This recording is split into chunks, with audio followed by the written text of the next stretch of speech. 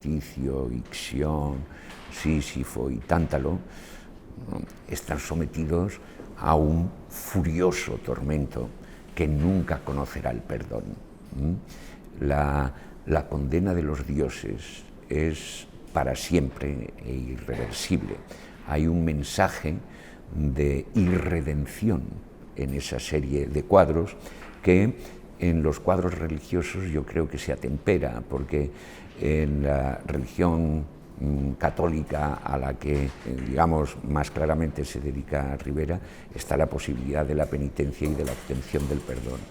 Y a partir de allí, pues hemos hecho El perdón y la furia, con una intriga policíaca de fondo riveriano. Yo me he formado como dibujante, sobre todo leyendo muchos tebeos, viendo muchas películas, y sí que es verdad que si hay a lo mejor algún pintor en el que yo me he fijado mucho, ha sido Goya. Rivera, tengo que reconocer que era un pintor que yo tenía así como en una nebulosa, y entonces tuve que volver a conocerle a Rivera, y la verdad que quedé impactadísimo, ¿no? Impactado precisamente por ese tratamiento de la luz, ¿no?, que a mí siempre como dibujante en mis trabajos me ha interesado mucho, ¿no?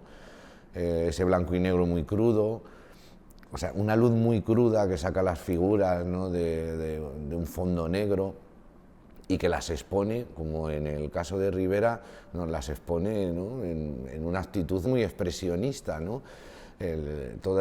Cómo refleja el dolor, las caras, pero la luz importantísima. En el principio es el verbo, entonces antes de que el dibujante se ponga ya a trastear con los lapiceros y empiece a hacer ya los primeros bocetos preparatorios, tiene que haber, pues bueno, un proyecto relativamente desarrollado. Después de documentarme, de sumergirme un poco en el mundo de Rivera, en el Nápoles de la primera mitad del siglo XVII, donde él vive, propuse ya una sinopsis de 5 o 6 páginas donde el argumento pues ya venía claramente desarrollado. Siempre pongo el mismo ejemplo, pero es que creo que se entiende muy bien, ¿no? Es como tocar, si yo fuera un pianista y tocara una partitura, ¿no? Yo ahí tengo que poner el sentimiento, la fuerza, lo que sea, pero interpretando una partitura musical, ¿no? Para mí el dibujo está siempre al servicio de la historia, o sea, no es al revés.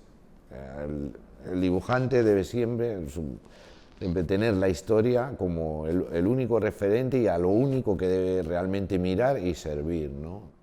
Decían que Rivera era un pintor que transmitía también las sensaciones de los personajes que pintaba, que resultaba contagiosa, ¿no?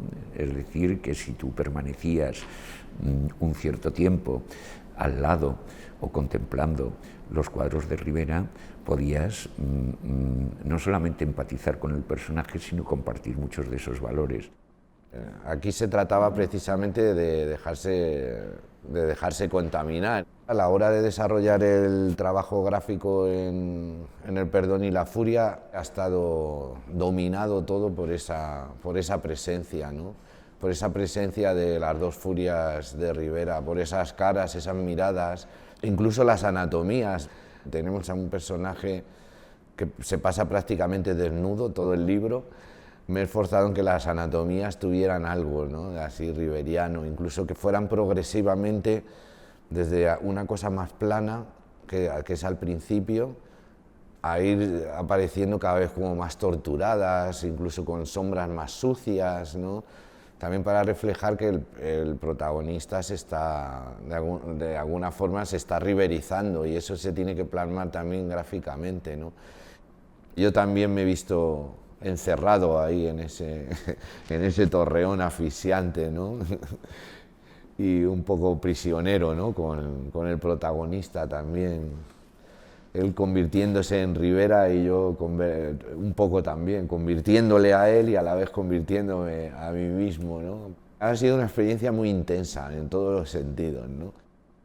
Ojo, que las imágenes son contagiosas y lo que esperamos es que la admiración evidente que manifestamos por la obra de Rivera pues se transmita y el lector salga también contagiado, contaminado del espíritu riveriano.